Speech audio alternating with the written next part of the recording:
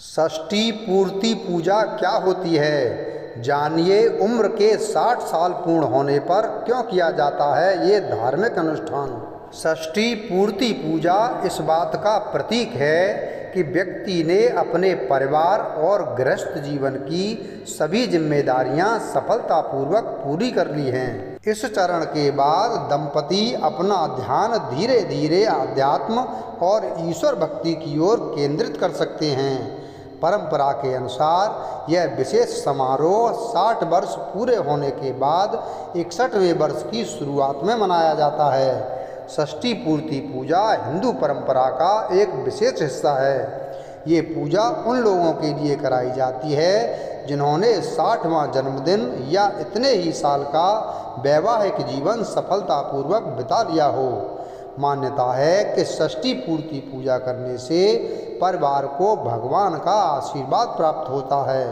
माना जाता है कि इस पूजा से दाम्पत्य जीवन में खुशहाली बनी रहती है। ईश्वर की कृपा से इंसान एक खुशहाल जीवन बिताता है।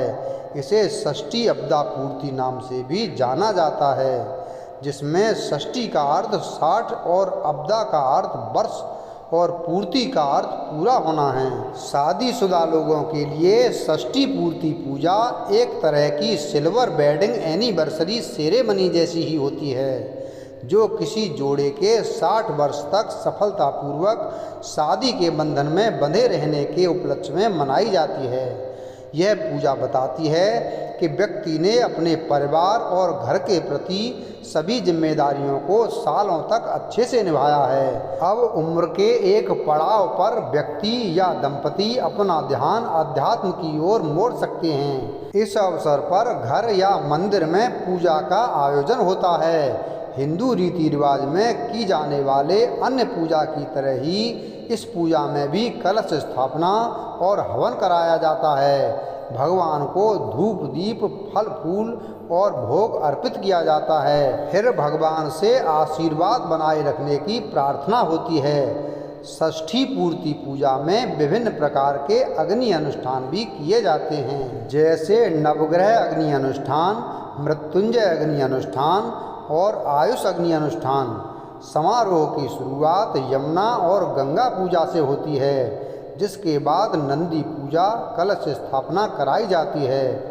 इस दिन गणपति, नवग्रह और अन्य देवी देवताओं की पूजा का विधान है। षष्ठी पूर्ति पूजा की शुरुआत यमुना और गंगा पूजा से होती है। फिर इष्ट देवता को याद किया जाता है, पुण्य स्नान किया जाता है, नंदी पूजा और ऋत्विक वर्ण यानी ब्राह्मणों का चुनाव होता है। इसके बाद कलश स्थापना होती है और गणपति जी का आवाहन किया जाता है। फिर नवग्रह और अन्य देवी देवताओं का नाम लेकर षोडशोपचार पूजा की जाती है। महामंगला आरती होती है। भगवान को फल फूल धूप दीप और भोग अर्पित किया जाता है। इसके बाद हवन होता है। गरीब ब्राह्मणों को घर पर आमंत्रित किया जाता है, उन्हें भोजन कराया जाता है और सामर्थ्य के अनुसार दान दक्षिणा दी जाती है। आखिर में सभी रिश्तेदारों और गरीब लोगों को भोजन कराया जाता है। इस अवसर पर परोसे गए व्यंजनों में प्याज और लहसुन का प्रयोग नहीं किया जाना चाहिए। अंत में भगवान को प्रणाम करें और बड़े बुजुर्गों का आशीर्वाद लें। वीडियो अगर पसंद आया हो तो वीडियो को लाइक करें, चैनल को सब्सक्राइब करें और बेल आइकन प्रेस करें। धन्यवाद।